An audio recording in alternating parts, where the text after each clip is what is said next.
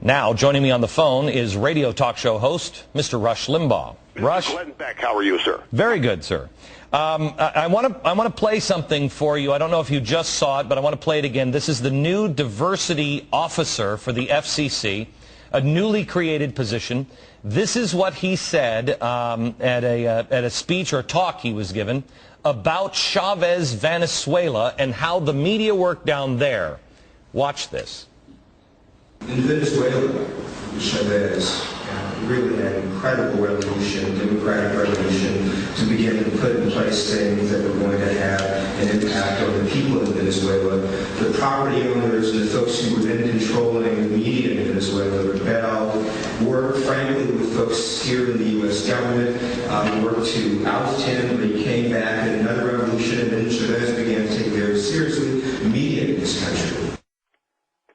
Rush, I find that breathtaking. I find the whole administration breathtaking, Glenn. I mean, you're doing a great job this whole week. I saw Sarah Palin even tweeted about what you're doing, urging people to watch. This whole administration is as radical and far left as any that the country has ever had. And what they're trying to do here to communications is simply stifle dissenting voices. They're trying to wipe out any opposition. If you look at Barack Obama and his track record as a politician, it is to clear the playing field. He doesn't even like debating his opponents. He just wants to get rid of them. And this diversity czar comes from a fringe, radical Saul Alinsky type of background. And the things that he's talking about doing, and I watched your show for the first half hour today, the things that he's talking about doing to shut down radio are simply un-American. It's not enough to say that it's not constitutional. It's simply un-American. And make no bones about it, folks, Glenn is right when I think he's maybe underselling a little bit about as far as their intentions are concerned. The stimulus plan, Glenn, look at what they're doing to the U.S. economy. Anybody with a sense of economic literacy would know this is not how you create jobs. You do not rebuild the private sector. This is being done on purpose. All of these disasters are exactly what Obama wants. The more crises, the better. The more opportunity for government to say, let us in and fix the problem. And with his number one opposition is on radio and Fox News. His number one opposition's on radio. They can't go fairness doctrine because it's too obvious.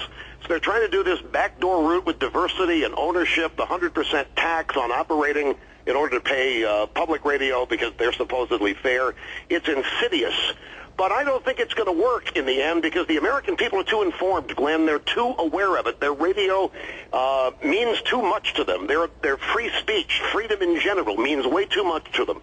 And just as they're fighting back on health care and a number of other things, so will they fight back on this. Rush, tomorrow on this program, I'm going to lay out the case of the army that they are building right underneath our nose, and an army that he spoke about on the campaign trail.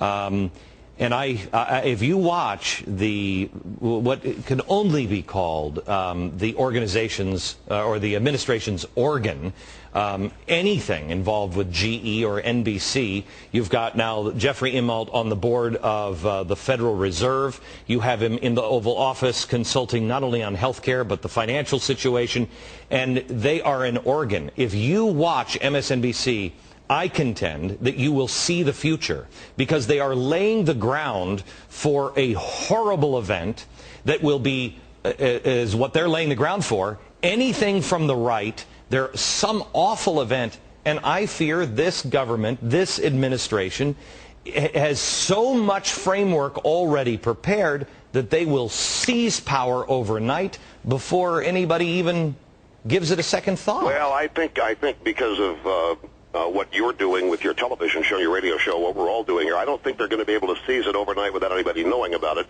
And you talk about the organized groups that they've got. Let's look at the healthcare situation, what's happening right now. The genuine passion, the real passion is in individual Americans' hearts and minds. Individuals are showing up. They may be going to the web to find out where these town halls are, but they're showing up because individually they don't want any part of this. The Obama army has to be bought and paid for. The Obama army has to be given marching order. The Obama army is not showing up with any passion for Obama's issue, which is health care. They're showing up because they've been instructed to by bosses. Now, this army that you're going to reveal tomorrow is probably going to be much the same way. And I'm going to tell you something, Glenn. Passion, love of country, I know. Truth is going to outmaneuver and overpower fake passion, trumped up people who are just given marching orders and sent out to act in a certain way.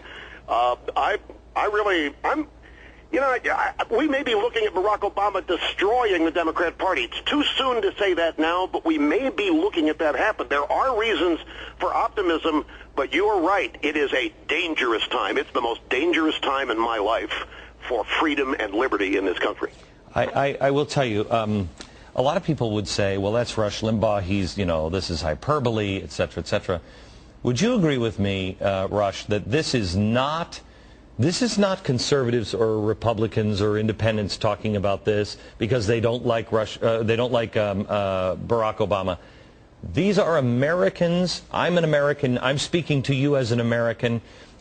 This is bad for anyone unless you're in the power circle. You don't want to go down this road with what they're proposing with the FCC. No, and I don't want to go down the road with anything you're proposing on anything, Glenn. And but you ask an interesting question.